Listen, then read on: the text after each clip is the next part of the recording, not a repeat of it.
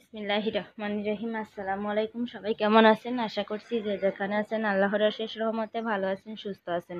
সবার দুয়ায় আল্লাহর রহমতে আমরা আলহামদুলিল্লাহ ভালো আছি।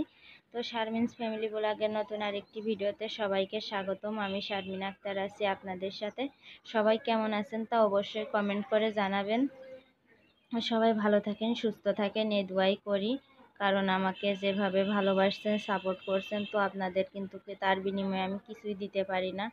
তো দূর থেকে এই দোয়াই করি, দেশে বিদেশে যেখানে থেকে যে আপুরা ভাইয়ারা আমার ভিডিওগুলো দেখেন, আমাকে এত এত সাপোর্ট করেন। তো এইভাবেই সবসময় আমাকে সাপোর্ট করবেন আমার চলার পথে, আমার যেন লক্ষ্যে আমি পৌঁছাতে পারি আপনাদের এই সাপোর্ট, এই ভালোবাসায়।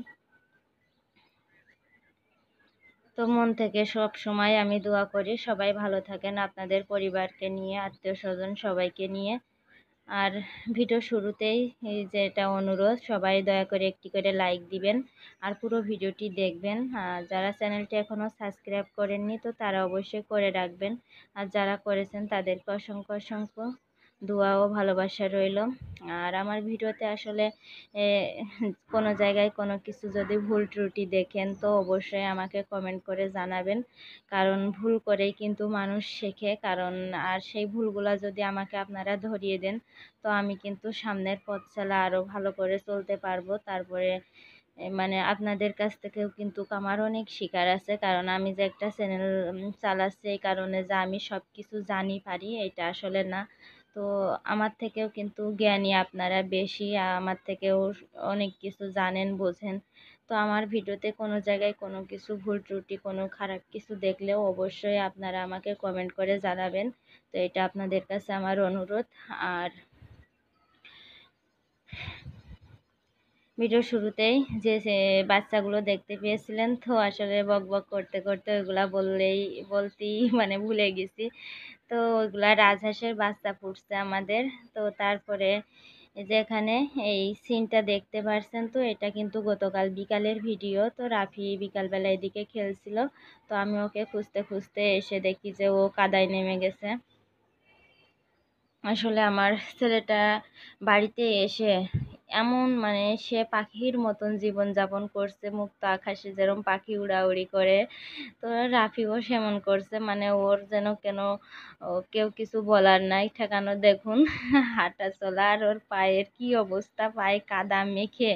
তো ওর ওইটা দেখে আমার এমন হাসি পাচ্ছিল যে আমার ছেলেটা ছোটবেলা থেকে যাই হোক মানে বাসায় থেকে থেকেও অভ্যাস, কোনো লোকজন নাই, কোনো কেউ নাই, বছরে একবার দুইবার আসা হয়।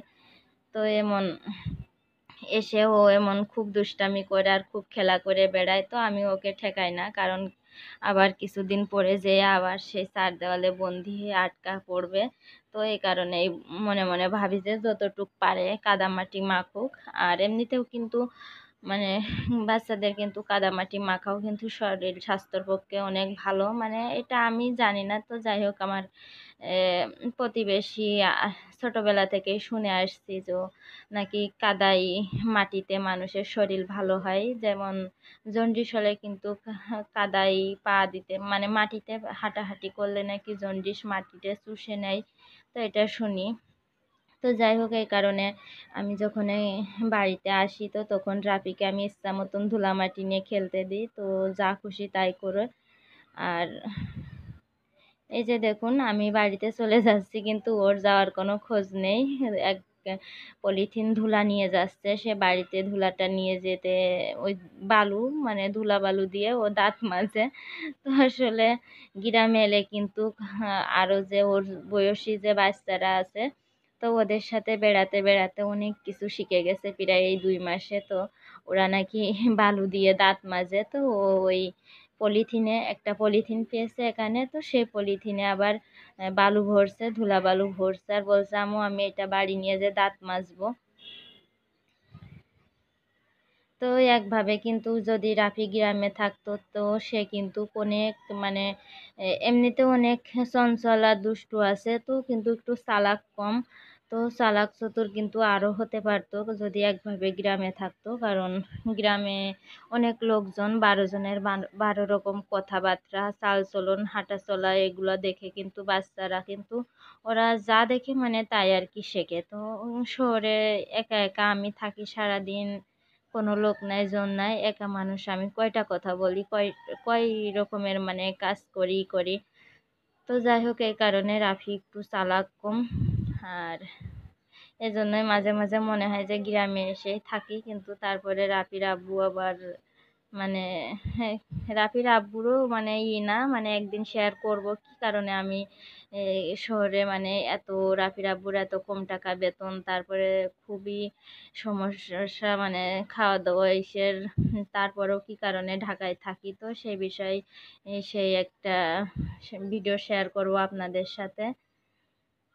আজকে আর বলছি না যে কি কারণে ঢাকায় থাকি। তো আমার কিন্তু একদমই তার ঢাকায় থাকতে মন চায় না, মন চায় যে গ্রামে থাকি এভাবে। আর গ্রামের হাওয়া বাতাস, টাটকা জিনিস, খাবার, তো যাই খাই যাই করি খুবই ভালো লাগে। আর শহরে থেকে এত দমবন্ধ জীবন মানে করার থেকে। তো যাই হোক, এখানে আবার মাছ দিয়ে আলু চচ্চড়ি করছিলাম। তো গতকালকে আমরা ঢাকায় চলে যাব আবার, এই কারণে আমার শ্বশুর আবার আমার ছোট মাছ যেহেতু পছন্দ, তার শ্বশুর আবার বলছে যে চলে যাবা যখন আর ছোট মাছ দিয়ে একটু চচ্চড়ি করে খেয়ে যাও। তো তাই আবার আমি গতকাল রাতে এটা রান্না করছিলাম। তো চলে যাওয়ার সময়ও হয়ে গেছে, আমরা আগামীকাল চলে যাব। তো সবাই দোয়া করবেন ভালোভাবে যেন পৌঁছাতে পারি ঢাকায়, কারণ একা একা রাফিকে নিয়ে যাব।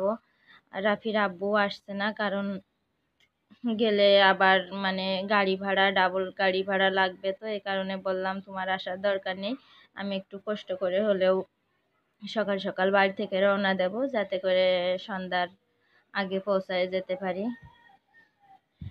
তো আর ও তো নবীনগরে এসে দাঁড়িয়ে থাকবে না আমাদের জন্য, এ কারণে আর কি বেশি সমস্যা হবে না। গ্রাম থেকে মানে শহর থেকে আমাদের এখান থেকে বাসে উঠলে একদম যে নবীনগর নামলে ওখানে আবার রাফির আব্বু এসে দাঁড়িয়ে থাকবে না।